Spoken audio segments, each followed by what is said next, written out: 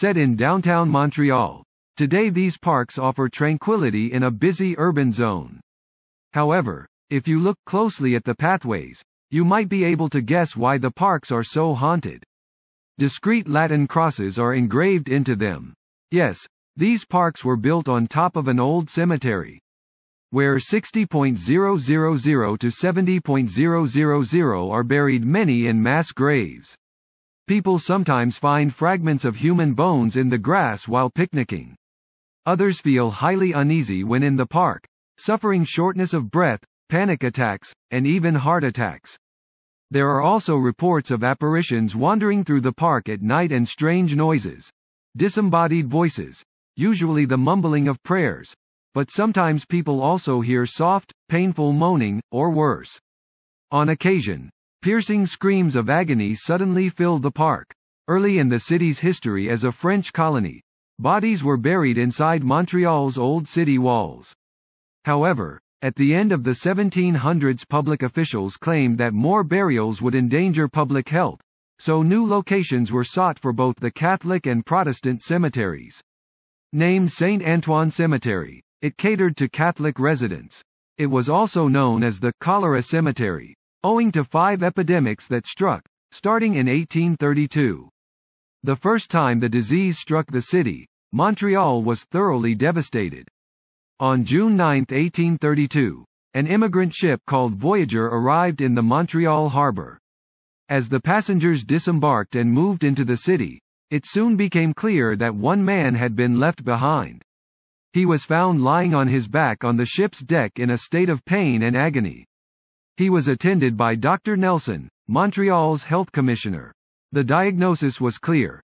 The man's blood had turned black, meaning Asiatic cholera had descended on Montreal, an extremely deadly and contagious disease.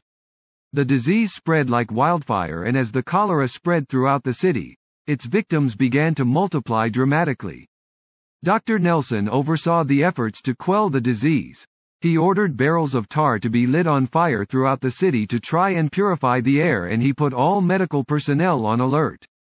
Death carts began rolling through the streets with yellow flags fluttering to warn of the dangers of contagion. Gravediggers called out, "Have you any dead? Have you anyone to send to the burial ground?" The bodies were collected, put into rough coffins, 2 to 4 per cart, and then carted to St. Antoine Cemetery, where they were piled into stacks. There was no attempt to separate the men and women, and no records were kept, largely because the gravediggers were all illiterate. With the rapid spread of the disease, it was soon impossible to bury the dead quickly enough. Only 3 days after the first case, more than 150 coffins were stacked in St. Antoine Cemetery, and the gravediggers could no longer cope with Dr. Nelson's orders to bury each body within 6 hours. When Dr. Nelson threatened to burn the grim pile of corpses to ward off the disease, the Sulpician priests ordered their parishioners to bring their spades to the cemetery to help with the gruesome task. Trenches were dug 8 feet deep, 10 feet wide, and over 100 feet long. Crude coffins were stacked in the trenches and quickly covered with soil to try and stop the spread of the disease. Doctors were taken off guard by Asiatic cholera because they had never seen anything like it. Medical science was still in its infancy, and most doctors subscribed to or invented theories about how best to treat diseases. There was no consensus on how to treat cholera, but the use of opium, bleeding, and bedrest was seen as infallible by Dr. Nelson. Performing autopsies was considered the best way to learn about diseases, and medical students often resorted to grave robbing to obtain corpses for their anatomy classrooms. With the cholera epidemic in full swing, there was no shortage of bodies to cut open to study. To take advantage of the situation, the doctors set up sheds directly in the cemetery to conduct autopsies and perform other operations. People began to describe the doctors as overzealous and deranged, and it wasn't long before indignant newspaper editors began to describe the sheds as slaughterhouses. Montreal's Catholic citizens asked their priests to make it stop, but instead, the priests joined the doctors in the cemetery sheds to help perform a very special operation. Pregnant women who were nearing death would often beg the doctors to perform an operation known as an infant baptism. Because the Catholic faith insisted on baptism to enter heaven, These women hoped that their fetuses could receive salvation to join them in paradise. However, the only way to do this was to perform a cesarean operation in order to expose the unborn baby, at which point a priest could baptize it. The devoted women would scream in pain and agony as the doctors cut open their bellies, revealing the fetus. Priests would then sprinkle holy water into the open womb, before both mother and unborn child perished. Overall, the doctors, with the help of a midwife named Madame Tavernier, carried out around 30 of these so-called infant baptisms in the cemetery. There is speculation whenever someone hears the disembodied voices moaning in pain or screaming in agony. It is the spirits of these faithful women who insisted on being ripped open before death to try and obtain salvation for their unborn children.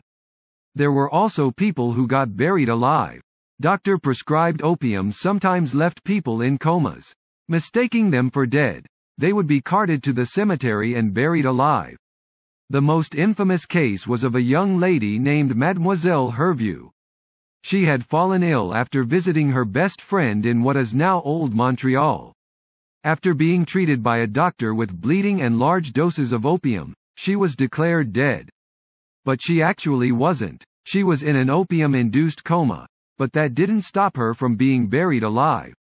Workers digging a ditch discovered her coffin decades after the cholera epidemic of 1832. She had smashed through the side of her coffin using her left elbow, extending her now skeletal arm into the soil. When they opened the coffin, the diggers discovered that she has died gnawing on the wrist of her right hand. That horrible summer of 1832 when Asiatic cholera stalked Montreal was devastating to the city. The epidemic had claimed almost 2,000 victims in Montreal, killing around 6% of the inhabitants. Cholera would return many more times over the years, keeping the gravediggers very busy. There is a lot of paranormal activity. It is incredible to think that this old cemetery is in the heart of downtown Montreal.